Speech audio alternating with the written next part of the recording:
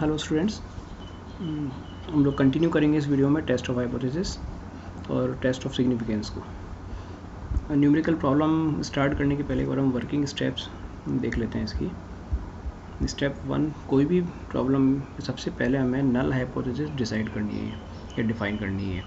तो स्टेप 1 में हम नल हाइपोथेसिस H0 सेटअप करेंगे। देन नल हाइपोथेसिस सेटअप होने के बाद में उसकी नेगेटिव या उसी के अकॉर्डिंगली अल्टरनेटिव हाइपोथेसिस H1 हमें डिफाइन करनी है। H1 वन टेल हो सकती है और टू टेल हो सकती है। टू टेल हमने देखा है कि दोनों तरफ टेल बनती है नॉर्मल कर्व के, और नॉर्मल कर्व के नॉर्मली P अगर जैसे H0 अगर P इक्वल टू हाफ है, प्रोबेबिलिटी हाफ के इक्वल है, तो H1 हम डिफाइन करें P is not equal to half, तब तो ये टू टेल हो गया। तो P ग्रेटर देन हाफ, तो ग्रेटर देन वाली जो हाइपोथेसिस होगी वो राइट टेल होगी, और P लेस देन हाफ तो ये लेफ्ट टेल हो जाएगी। इसी तरह से हमें सिग्निफिकेंस लेवल फिक्स करना है अल्फ़ा, ये हम देख चुके हैं 1%, 5%, 10% ये हम ले सकते हैं। तो इसके अलावा और भी कोई लेवल हो सकता है, 2% भी हो सकता है। तो सिग्निफिकेंस लेवल अल्फ़ा फिक्स करना है, या तो हमें क्वेश्चन में गिवन होगा, अदरवाइज हमें मानना होगा। देन हम फोर्थ स्टेप में टेस्ट स्टेटिस्टिक कैलकुलेट करेंगे। जेड की वैल्यू z होगा t minus E T upon variance of t। Variance of t को स्टैंडर्ड एरर t भी कहते हैं, या x माइनस ई एक्स, मतलब observed value, this is observed value minus expected value upon standard error या standard deviation. तो ये normal distribution follow करता है। तो यहाँ हम लार्ज सैंपल स्टडी करने वाले हैं, और हमने देखा है कि लार्ज सैंपल के लिए जितने भी प्रोबेबिलिटी डिस्ट्रीब्यूशंस हैं, चाहे नॉर्मल हो, चाहे बाइनोमियल हो, चाहे नेगेटिव बाइनोमियल हो, चाहे एक्सपोनेंशियल हो, या और भी डिस्ट्रीब्यूशन जो है वो नॉर्मल डिस्ट्रीब्यूशन काफ़ी हद तक नॉर्मल डिस्ट्रीब्यूशन की तरफ अप्रॉक्सीमेट होते हैं, नॉर्मल डिस्ट्रीब्यूशन फॉलो करते हैं। तो ये नॉर्मल जो डिस्ट्रीब्यूशन का हमने जो स्टैंडर्ड नॉर्मल वेरिएटी है, basically z is standard normal variate having mean 0 and standard error जो है वेरिएंस जो है वो 1 है। नेक्स्ट स्टेप में हम टेस्ट जो में z कैलकुलेट किया, इसकी एब्सोल्यूट वैल्यू z अल्फ़ा जो क्रिटिकल वैल्यू या टेबुलेटेड वैल्यू है, इस अल्फ़ा लेवल ऑफ सिग्निफिकेंस के लिए हमने ऑलरेडी डिफाइन कर रखा है। अल्फ़ा में ऑलरेडी क्वेश्चन में गिवन है, हमने पहले सेट कर लिया है। तो इस क्रिटिकल वैल्यू से अगर ये z मोड z कम आता है, तो उस केस में नल हाइपोथेसिस एक्सेप्टेड रीजन में, ये z वैल्यू एक्सेप्टेड रीजन में आ रही है, तो नल हाइपोथेसिस एक्सेप्ट होगी। और अगर मोड z क्रिटिकल वैल्यू या टेबुलेटेड वैल्यू से ज़्यादा आ रहा है, mode z is greater than z alpha, तो उस केस में नल हाइपोथेसिस हमें रिजेक्ट करनी है। दैट मीन्स अल्टरनेट हाइपोथेसिस हमारी एक्सेप्ट होगी।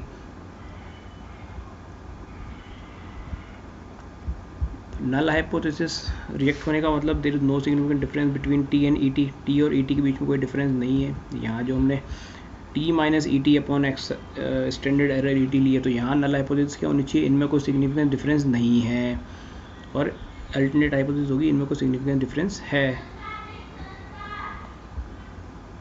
तो ये हमारा कंक्लूजन रहेगा। तो z अल्फ़ा z कैलकुलेट करते ही, दैट मीन्स जो टेस्ट स्टेटिस्टिक है ये वैल्यू कैलकुलेट होते ही हमारा क्वेश्चन यहाँ पर कंक्लूजन स्टेज पर आ जाता है। अगर z की वैल्यू या z की एब्सोल्यूट वैल्यू क्रिटिकल वैल्यू से कम है तो H0 एक्सेप्टेड, क्रिटिकल वैल्यू से ज़्यादा है तो H0 रिजेक्टेड।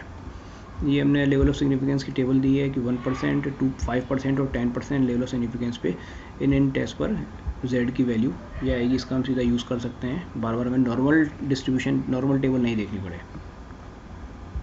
तो फर्स्ट हम डिस्कस करने वाले हैं test of significance of a single mean. ये सारा लार्ज सैंपल के लिए है, स्मॉल सैंपल की बात हम नहीं करेंगे।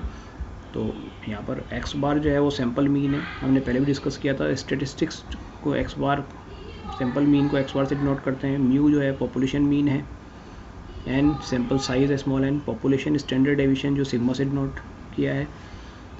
इन केस अगर सिग्मा गिवन नहीं है, लार्ज सैंपल के लिए अगर सिग्मा नहीं दिया होता, that means population standard deviation नहीं दिया है, तो हम सैंपल स्टैंडर्ड डेविएशन का यूज़ कर सकते हैं। वर्किंग प्रोसीजर वही रहेगा। सबसे पहले हमें नल हाइपोथेसिस सेट करनी है x बार और mu, that means sample mean जो है वो पॉपुलेशन मीन के इक्वल है। Alternate hypothesis sample mean population mean के इक्वल नहीं है, या population mean sample mean population mean से ज़्यादा है या कम है, one tail test. Test statistic calculate करेंगे अल्फ़ा सेट करके टेस्ट स्टैटिस्टिक हम कैलकुलेट कर सकते हैं z is x bar minus mu upon standard error x bar. तो एक्स बार की स्टैंडर्ड एरर जो होती है इस केस से सिग्मा अपॉन रूट एन होती है। जो सैम्पल मीन की स्टैंडर्ड एरर है वो सिग्मा अपॉन रूट एन होगी। तो z आपके आ गया x bar minus mu upon sigma upon root N.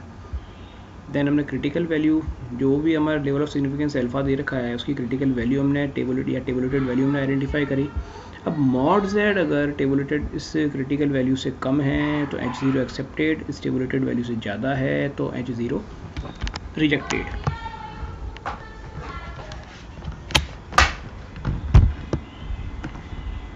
हम एक न्यूमेरिकल एग्जांपल ले लेते हैं। A sample of size 400 was drawn and sample mean was found to be 99. Test whether this sample could have come from the normal population with mean 100 and variance 64 at 5% level of significance. तो sample size हमने 400 दे रखा है, sample mean was found to be 99, sample mean x bar हमें 99 दे रखा है, population mean हमें 100 दे रखा है, पॉपुलेशन वेरिएंस दे रखा है 64, अल्फ़ा में 5% दे रखा है। तो सबसे पहले जो भी गिवन क्वांटिटी हमने लिस्ट किया हमने एन 400, म्यू 100, एक्स बार 99, सिग्मा स्क्वायर 64 या सिग्मा 8, अल्फ़ा 5% या अल्फ़ा 0.05। तो हमने नल हाइपोथेसिस सेट करी कि sample is taken from the normal population with mean 100, कि जो सैम्पल है वो मान सकते हैं कि ऐसे नॉर्मल पॉपुलेशन लिया है इसका मीन 100 हो, that means mu equal to 100, right. Alternative hypothesis जो H0 है वो mu is not equal to 100, two tail test है। हमने level of significance already given है हमें, और जेड अल्फ़ा हमने लिस्ट कर पहले ही लिख दिया, टेबुलेटेड वैल्यू 1.96 होती है जेड अल्फ़ा के लिए, टू टेल की वैल्यू। हमने जेड कैलकुलेट किया x bar minus mu upon sigma upon root n, ये आपका z वैल्यू हो गई, that is 99 minus 100 upon 8 upon root of 400 minus 2.5 आ रही है।